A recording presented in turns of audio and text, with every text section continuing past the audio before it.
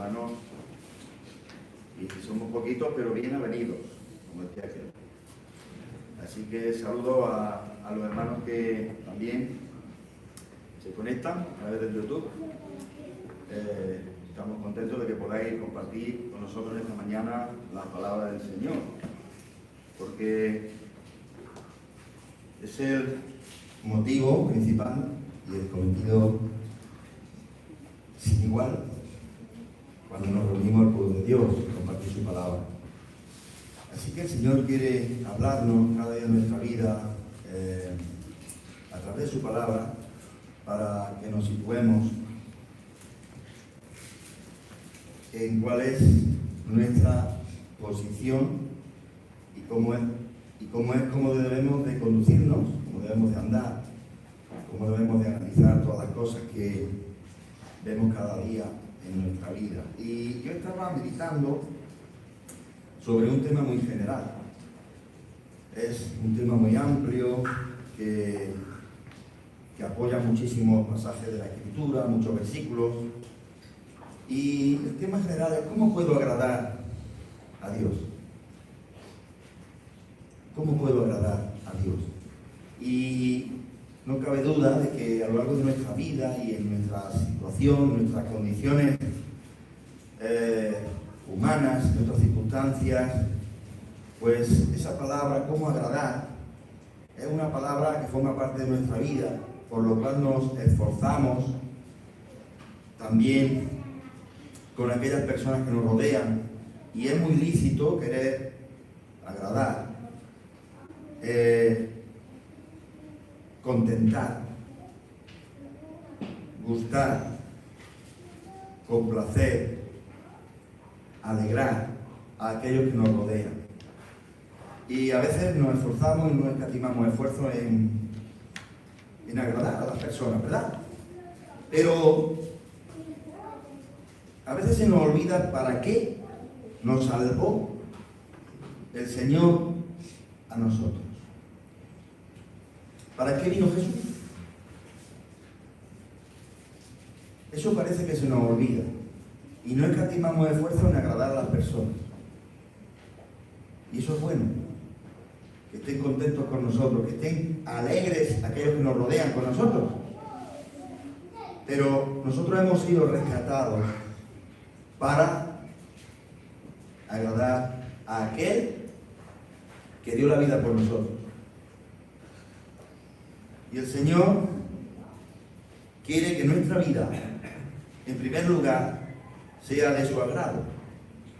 Hay muchos pasajes, vamos a leer ahora algunos que tengo por aquí, después traeremos en Primera de Juan, pero también leía en Colosenses 1:10, dice, para que andéis como es digno del Señor, agradándole en todo, llevando fruto en toda buena obra y creciendo en el conocimiento de Dios. Colosenses 1:10. Este versículo tendríamos que tenerlo siempre delante de nosotros, en nuestra casa, en la nevera, que ponemos muchas veces cosas que no tienen importancia, para que andéis como es digno del Señor. Esa meta, ese objetivo, es crucial, es elemental para todo cristiano. ¿Cómo puedo yo agradar al Señor? Aquel que me ha sacado de un mundo de tinieblas, de una vana manera de vivir. Y esto es algo tan básico, pero que a veces se nos olvida. Y nuestros esfuerzos van dirigidos a otra serie de móviles, a otra serie de metas, a otra serie de motivaciones que no son el agradar al Señor. Por eso, aquí el apóstol Pablo exhorta a la iglesia en Colosas a eso. Vamos a ver también algún pasaje más, como tenía puesto ahí. Segunda de Timoteo recordaba también lo que le dice el apóstol Pablo a Timoteo en el capítulo 2, ¿verdad? Y el versículo 14 dice, para que seas un obrero aprobado, recuérdales esto, exhortándole delante del Señor a que no contiendan sobre palabras, lo cual para nada aprovecha, sino que es perdición de los oyentes. Procura con diligencia presentarte a Dios aprobado como obrero que no tiene de qué avergonzarse y que usa bien la palabra de verdad. Versículo 19, pero el fundamento de Dios está firme teniendo este sello. Conoce el Señor a los que son suyos y apártese de iniquidad todo aquel que invoca el nombre del Señor y desecha las cuestiones necias, insensatas, sabiendo que engendran contiendas, y huye también de las pasiones juveniles y sigue la justicia, la fe, el amor y la paz con los que de corazón limpio invocan al Señor. Agradar al Señor, agradar a Dios, vivir, es vivir en santidad, seguir la justicia, el amor, tenerle y tener esa fe que lleva a la obediencia a Él. Hay muchos versículos, muchos pasajes que nos animan, que nos exhortan a cómo debemos de andar para agradar al Señor. Pero eso a veces se nos olvida. Y nuestras vidas no son vidas que vivan para agradar al Señor. Ahora vamos a 1 de Juan, ya lo puedo poner ahí. 1 de Juan, capítulo 2, versículos del 15 al 17. Este pasaje tan importante, donde Juan, siendo ya anciano, comienza la epístola llamándolos hijitos. Estas cosas os escribo para que no pequéis, pero si pecáis, abogado tenemos con el Padre. Juan era ya anciano y él, con todo su corazón, aconseja y exhorta para que la forma de andar sea de acuerdo a la voluntad de Dios. Dice 1 de Juan 2, 15. No améis al mundo, ni las cosas que están en el mundo. Si alguno ama al mundo, el amor del Padre no está en él. Porque todo lo que hay en el mundo, los deseos de la carne, los deseos de los ojos y la vanagloria de la vida, no proviene del Padre, sino del mundo. Y el mundo pasa y sus deseos, pero el que hace la voluntad de Dios, ese permanece para siempre. Y este pasaje de 1 de Juan es un pasaje que contempla y menciona una serie de principios cruciales, básicos, para que nuestra vida pueda agradar a Dios, desechando todo aquello que no proviene del Padre. Y este último versículo que dice: y el mundo pase sus deseos, pero el que hace la voluntad de Dios permanece para siempre, es lo que eligió el gran evangelista Moody, está por ahí una foto también, lo puedes poner, para el epitafio de su tumba. Este gran evangelista, que dijo frases que han quedado por ahí escritas para siempre, dice: Dios tiene dos tronos, uno en lo más alto de los cielos y el otro en el más humilde de los corazones. El gran evangelista Moody eligió este versículo para el epitafio de su tumba. Y Dios tiene dos tronos, uno en lo más alto y el otro en un corazón humilde, como el tuyo y como el mío. Y en un corazón humilde Dios habita y desarrolla su soberanía, y podemos poner el trono de Dios en nuestro corazón con toda humildad. El sentido de la frase "no améis al mundo" es de amonestación. Nos está amonestando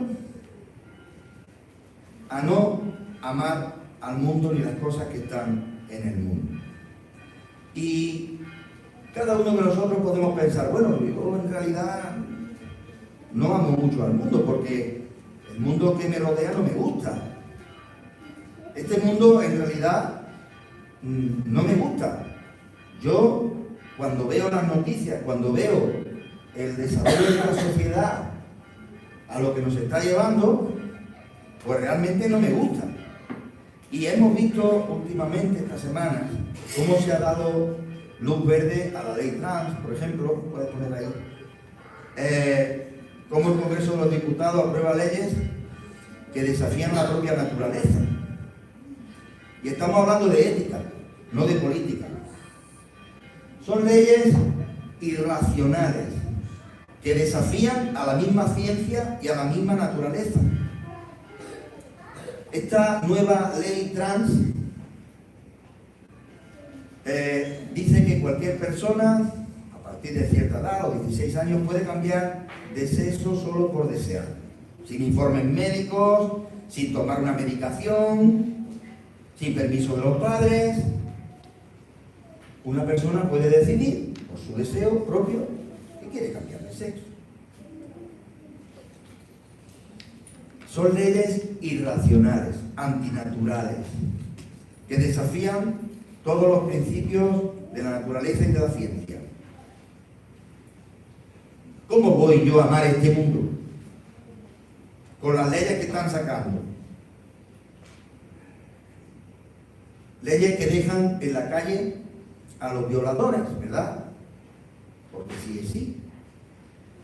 ¿Y la nueva ley de protección animal? ¿Dónde la dejamos?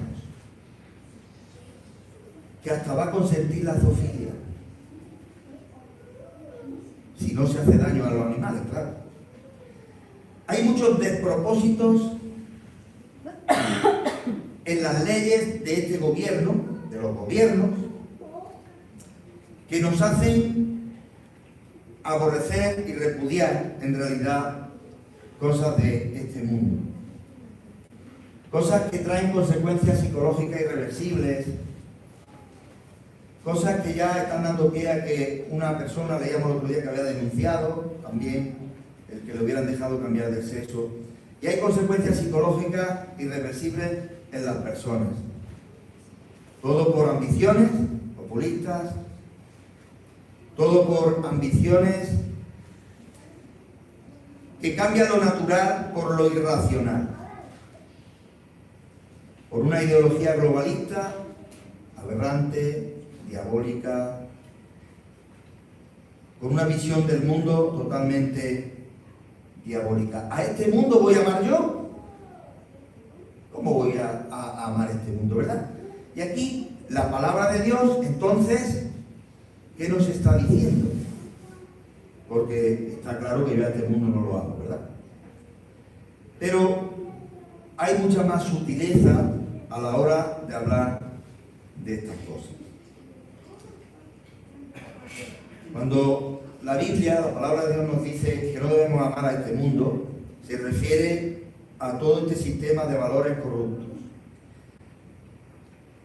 A un mundo gobernado por el príncipe de las tinieblas y que tiene un sistema de valores contrario totalmente a la palabra de Dios. El sistema del diablo. Porque todo lo que hay en el mundo, los deseos de la carne, los deseos de los ojos y la vanagloria de la vida, no proviene del Padre, sino del mundo. Manifestaciones de pecados que vemos en la vida cotidiana de las personas y que nos alejan de Dios. Manifestaciones como la envidia, el orgullo, el adulterio, la mentira, el egoísmo. Y dice 1 de Juan 5:19, pero sabemos que somos de Dios y el mundo entero está bajo el maligno, pero nosotros sabemos que somos de Dios. El mundo Se refiere a este sistema perverso controlado por Satanás y que nos aleja de la adoración a Dios. Sabemos que somos de Dios, pero el mundo nos aleja de Dios. Decía Juan Calvino que el corazón humano es una fábrica de ídolos. El corazón humano es una fábrica de ídolos. Cuidado con eso. Cuidado con eso. Podemos hacer ídolos de cualquier cosa. Cualquier deseo apasionado de nuestros corazones que no está puesto ahí por Dios para su gloria puede convertirse en un ídolo. Y un ídolo es todo aquello que usurpa el lugar de Dios en nuestro corazón.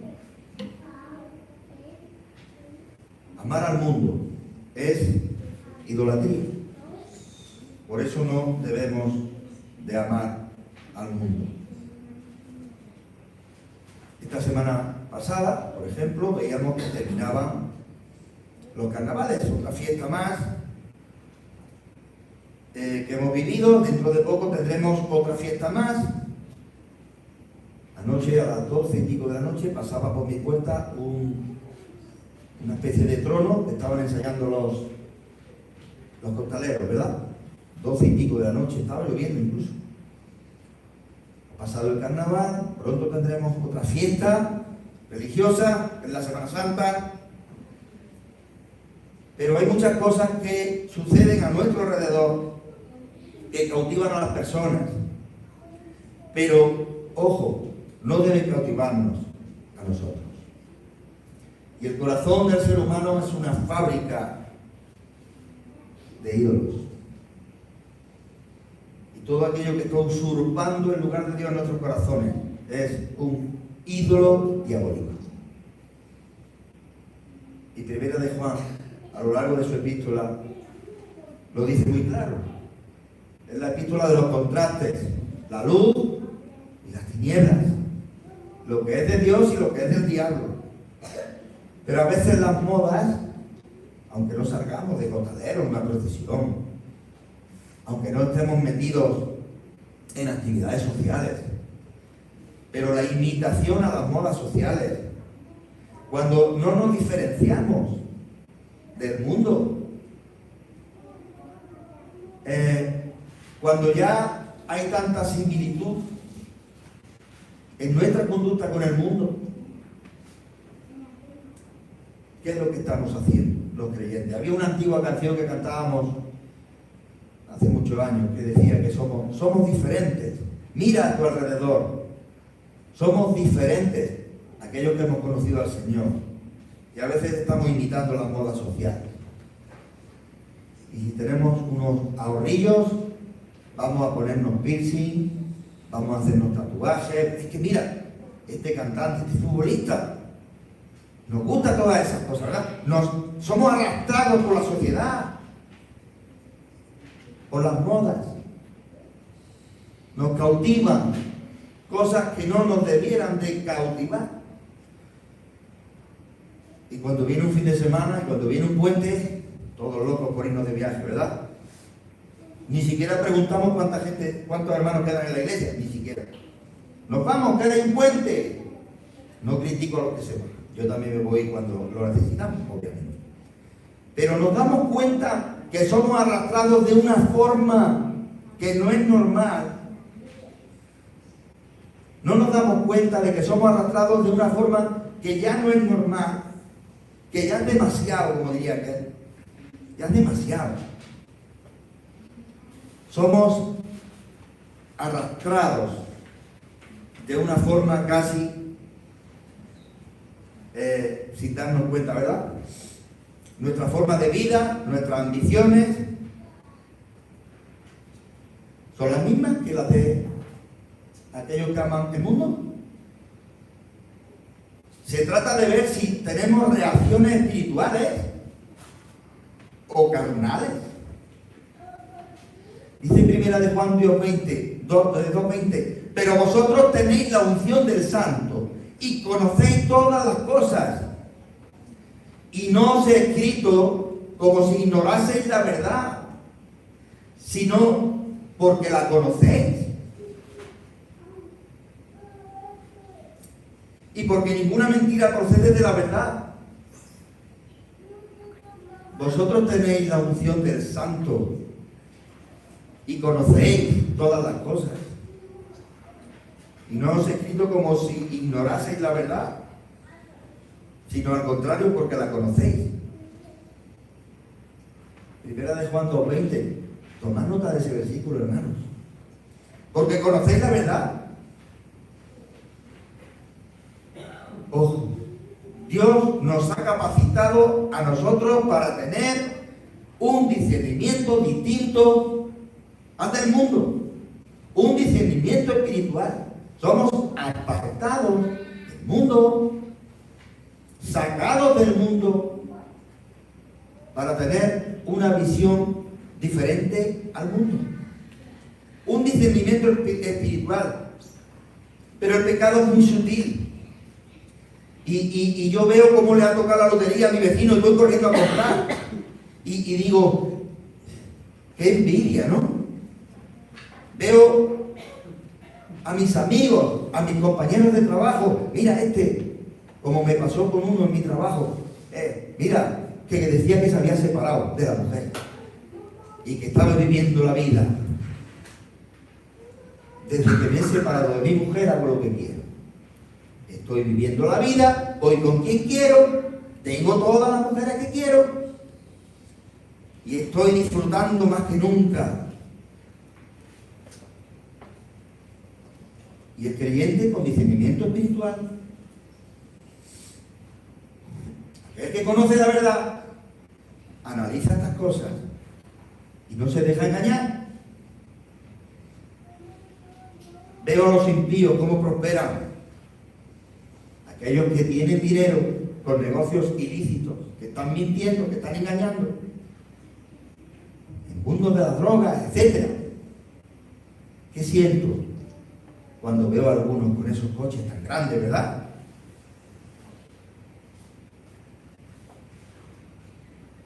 Estoy soltero y tengo 30 o 40 años y veo a otro que tiene una novia muy guapa del mundo.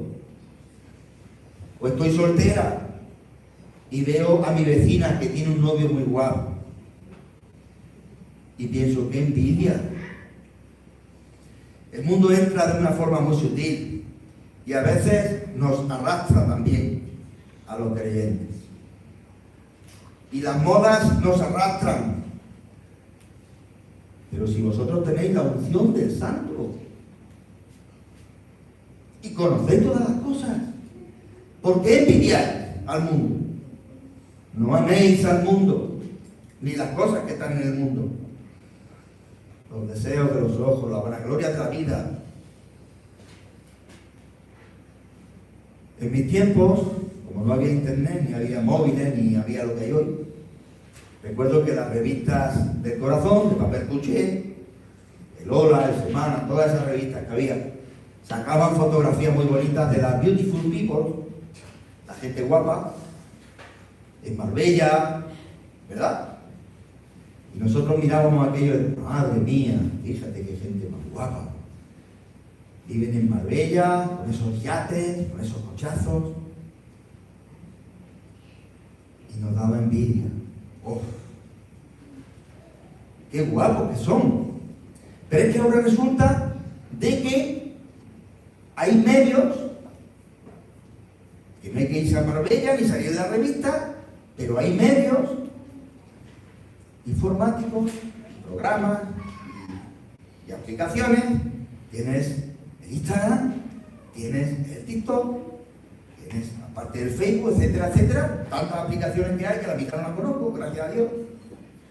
Simplemente he visto algunas por curiosidad y me he sorprendido. Pero qué guapo que es todo el mundo. Ahora, antes era la beautiful people, ahora todo el mundo muy guapo, las mujeres guapísimas. Todas las niñas rompen en esas fotografías, con esos filtros. Qué bien, ¿no?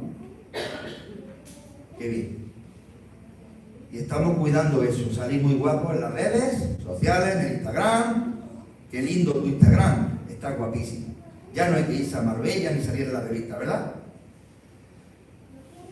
Y dice el Señor en 2 de Corintios 6, 14, 18, no os unáis en yugo desigual con los incrédulos, porque ¿qué compañerismo tiene la justicia con la injusticia? ¿Y qué comunión la luz con las tinieblas? ¿Y qué concordia Cristo con Belial? ¿O qué parte del creyente con el incrédulo? ¿Y qué acuerdo hay entre el templo de Dios y los ídolos? Porque vosotros sois el templo de Dios viviente, como Dios dijo, habitaré y andaré entre ellos, y seré su Dios. Ellos serán mi pueblo, un pueblo santo, apartado de la vanidad del mundo y del pecado.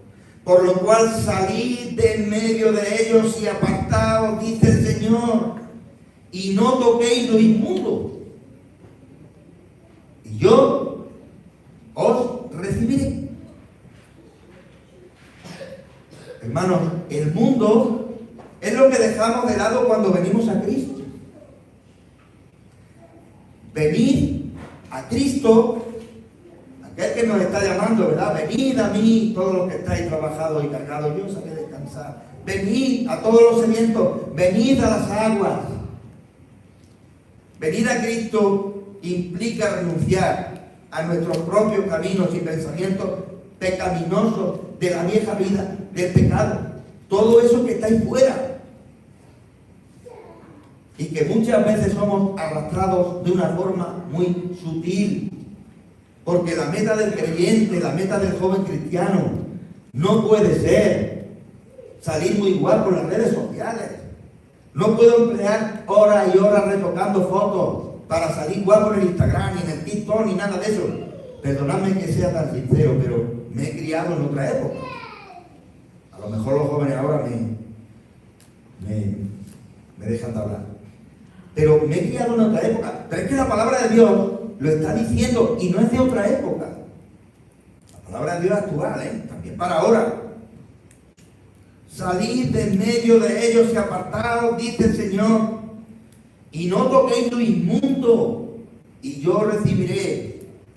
Y el mundo es todo aquello que dejamos de lado cuando venimos a Cristo. Y venir a Dios implica renunciar a nuestros propios caminos y pensamientos. Dice Isaías 55, 6 y 7, buscar a Jehová mientras pueda ser hallado, llamarle en tanto que está cercano. Deje el impío su camino y el hombre inicuo sus pensamientos y vuélvase a Jehová, el cual tendrá de él misericordia, y a Dios nuestro, el cual será amplio en perdonar. Y Dios sigue llamando. Y Dios sigue llamando y buscando al pecador para que te arrepientas de tu mal camino y vuelvas a Él, el cual tendrá de ti misericordia, el cual es amplio en perdonar y te va a recibir con los brazos abiertos y te va a hacer una criatura nueva, con discernimiento espiritual.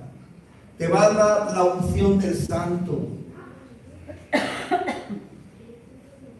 Vuélvete a Dios si estás lejos. Vuélvete a Él.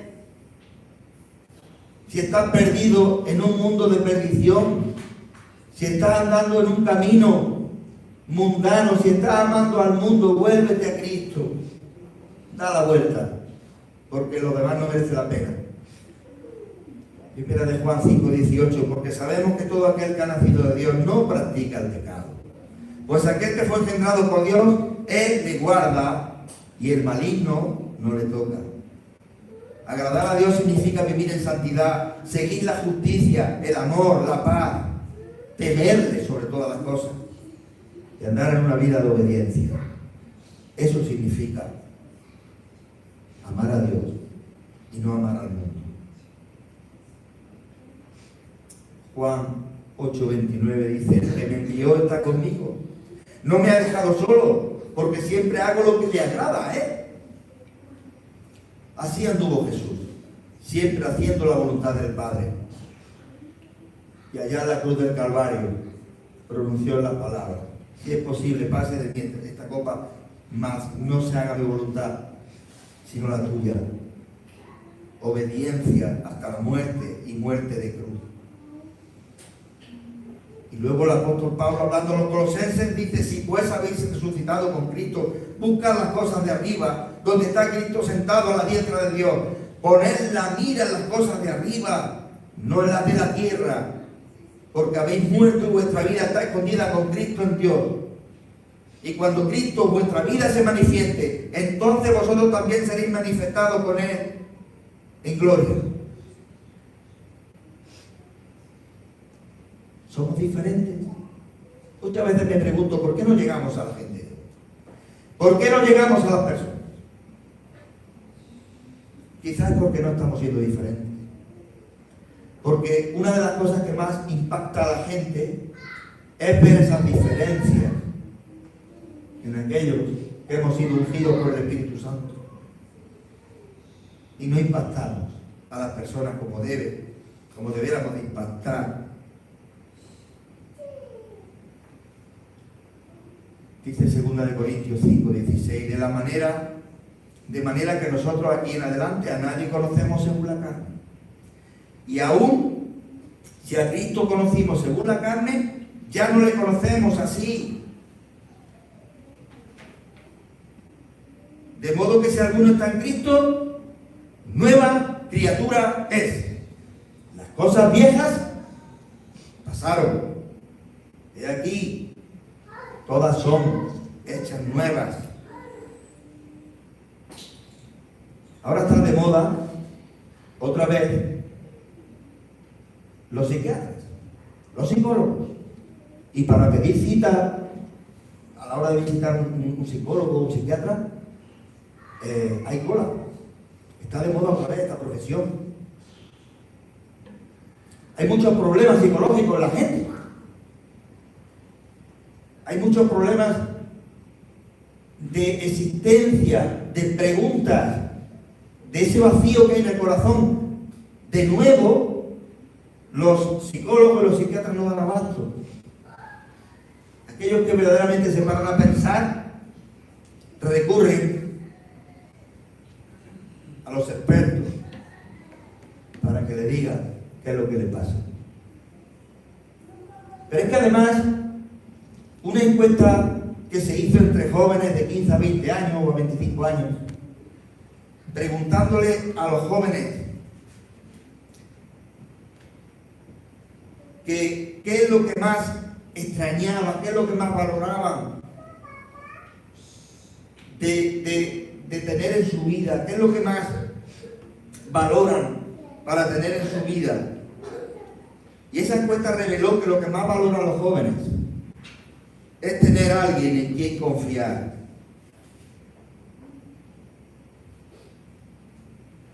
Alguien en quien confiar. Es lo que más anhelan los jóvenes, lo que más echan de menos. Y nosotros tenemos en quien confiar. Tenemos a aquel que nos ama más que nadie y que dio su vida por nosotros. Tenemos al Señor Jesucristo para confiar en Él, para escuchar su voz, para seguir, para obedecerle. Tantas personas andan en la desesperación, en la indefinición. Tantas personas hoy día no saben ni dónde van, ni qué va a ser de ellos, y están con esa incertidumbre. Pero nosotros sabemos que somos de Cristo.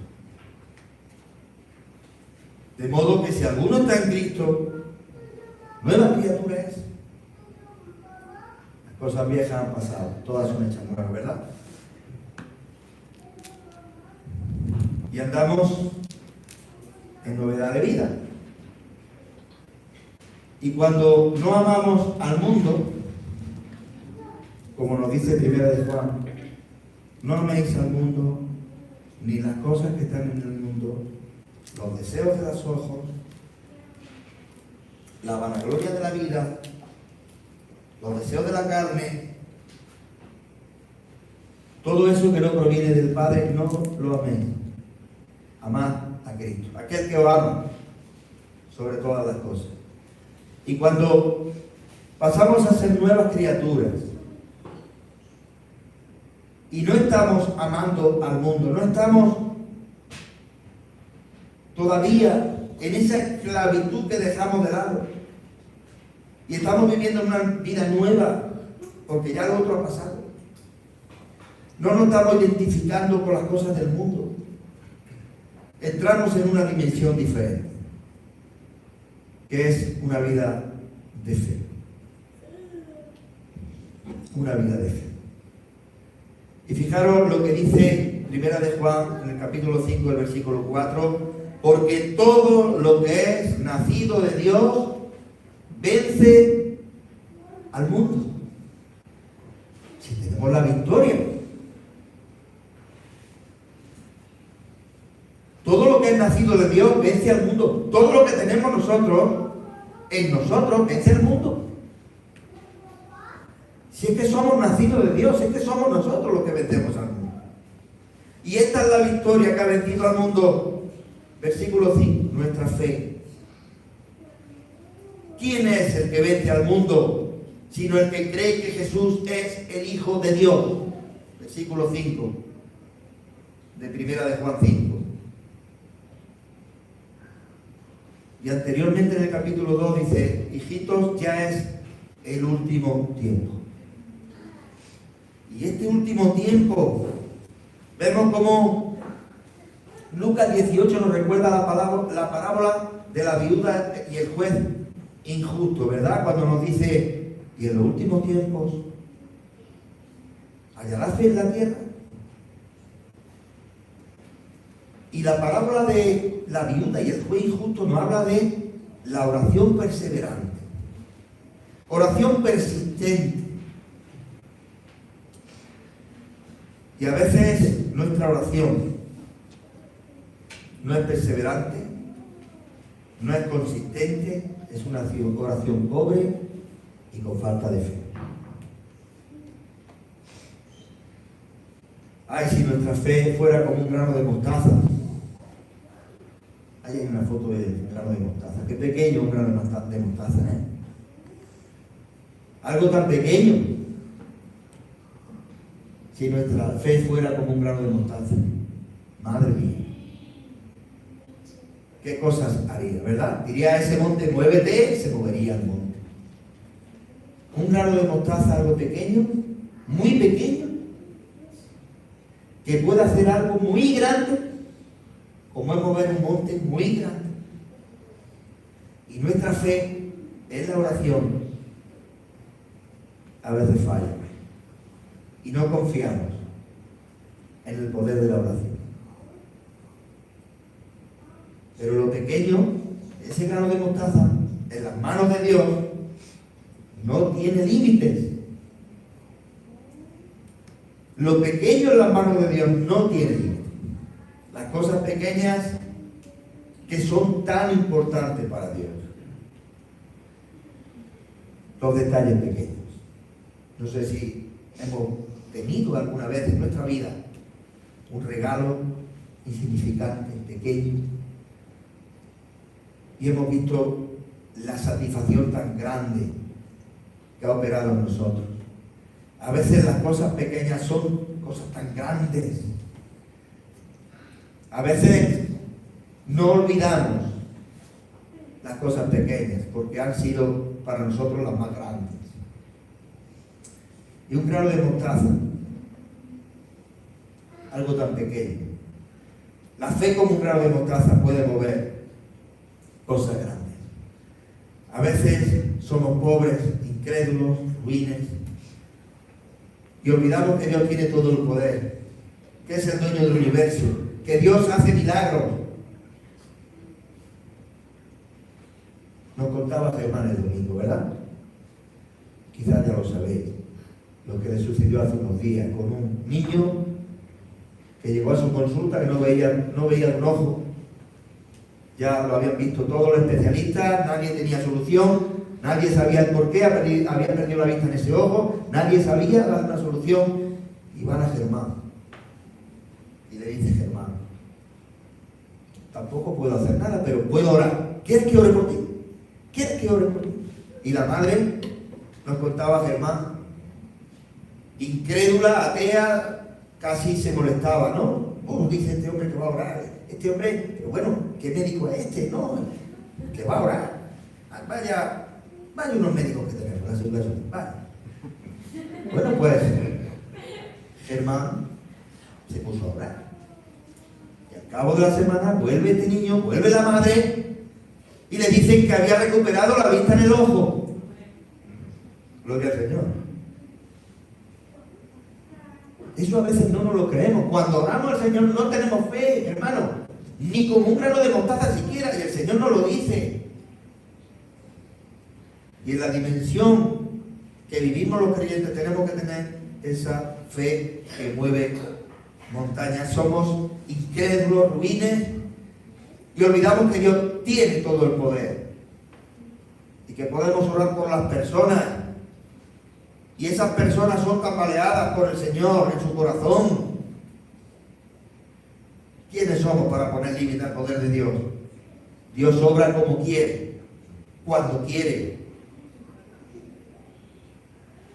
y de la manera que quiere. No pongamos límites al poder de Dios.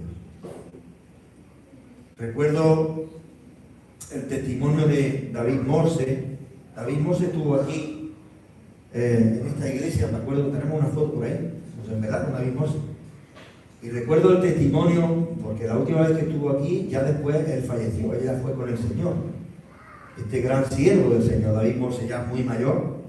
Y él contaba su testimonio y dice que él, siendo inconverso, él se había preparado y era un experto en el hebreo del Antiguo Testamento.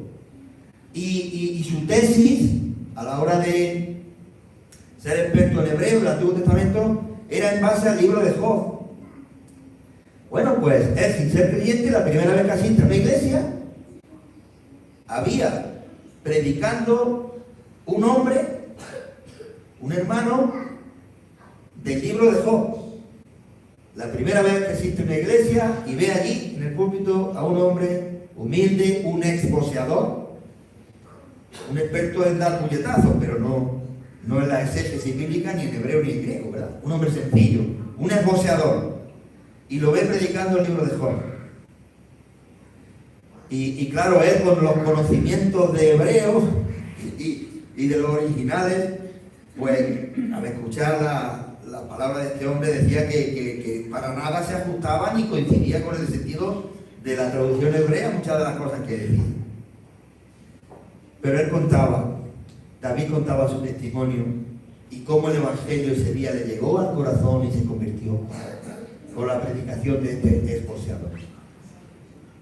Luego David Morse llegó a ser un gran predicador, lo hemos tenido muchas veces, pero de un hombre, un esposeador humilde, no era un hombre de ciencia ni de letras, ni erudito, ni mucho menos.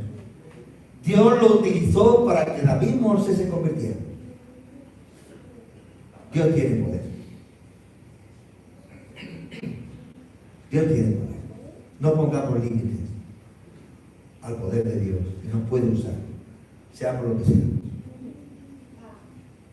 Dios ve lo que decimos, pero ve aún más lo que hacemos. ¿Cómo podemos agradarle? Como decíamos al principio, ¿cómo puedo yo agradar a Dios? ¿Cómo podemos agradarle? Pues que Él nos bendiga, ¿verdad? Que Él nos bendiga para que nuestra vida sea de su agrado y nuestros esfuerzos sean por agradarle a Él en primer lugar. Porque en Él sí tenemos una buena recompensa. Él nos va a dar la satisfacción, la alegría, la felicidad que el mundo tanto anhela, que solamente está en Él. Y tenemos la unción del Santo para examinar, para analizar, para discernir su palabra y todo aquello que vemos en este mundo al cual no vamos a amar. No améis al mundo. Y de esa forma podemos agradarle.